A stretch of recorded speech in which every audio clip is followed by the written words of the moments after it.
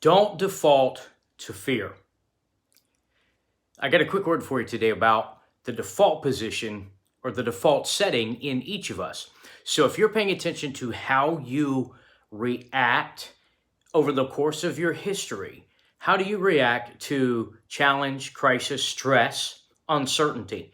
When those things come, even if we're doing pretty good and things are copacetic and we're doing all right, when something unexpected comes, or when we're being provoked to take a bold, audacious move, like we talked about Sunday, if we're not careful, we'll discover that we are reverting back to our default position.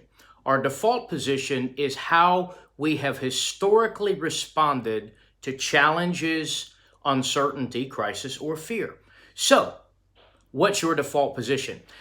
God allowed Israel to really see their default position internally when he got them positioned between the Red Sea and Pharaoh's army. And in that moment, God allowed it because it exposed to Israel what their true default position was. So we all have a default position. And I'm here today to tell you, don't default to fear. In other words, whether it's a challenge you're facing or the threshold of making that big audacious move we're talking about, and then there's uncertainty and you've got to move forward in faith. Don't allow the pressure to get you to retreat into your default position. Here's the cool thing. With God, dead ends are doorways to new beginnings. So you shift your focus from your default position to the new position you want to create. Let's say you have a history in your life of not making great decisions. And so, you kind of jammed up in that area of your life. And now you've got to make a decision. And because of your history, you've created a default position of being afraid, so you don't want to take a step of faith, or you struggle to make the decision. You gather all the information and then you delay the actual decision for as long as you can. Well, that's not only not healthy, but it's not practical. So you've got to create a new default position. How you do that, and again, we talked about this recently, is you pivot in a new direction. Don't focus on the default position of the way you've always done it, the way things have always been, but focus on where God has empowered you and authorized you, meaning simply to give you permission to use your faith to move in a new position, a new direction. I talked Sunday about the fact that bold moves break fear off of us. They break things off of us. Bold moves will become a new default position in your life if you'll just take a step. So how you resist the temptation to slip back into an old default position and actually create a new, better default position in your life is you do that by making a new decision and taking a step.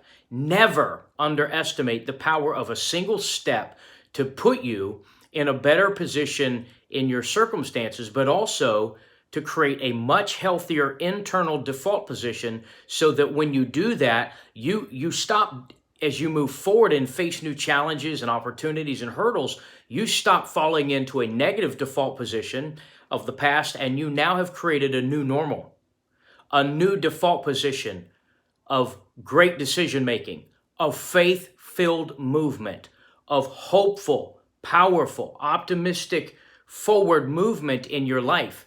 And remember something I said Sunday that is so key. I want to remind you that every time Moses took a step forward and every time he stretched his rod in the direction, not of the past, but of the future, God moved when Moses stretched. So maybe today you're facing something and you're finding yourself struggling with some old default positions in your life. The way you overcome them is to create new normals, new default positions. You do it with your thoughts. You do it with your talk life, your self-talk. Listen, we all have internal scripts. Those are the things we say to ourselves about ourselves. And if you'll pay attention to your internal scripts, you'll discover they're exposing your true default position.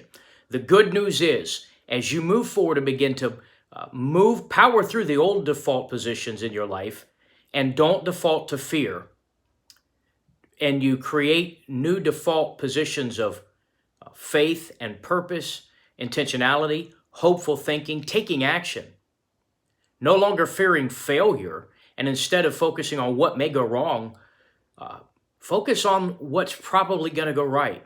Focus on the hope and the possibility. Focus on the positive outcomes of what's going to happen if you take that step of faith. What is that bold, audacious move going to do to affect change, deliverance, different outcomes in your life?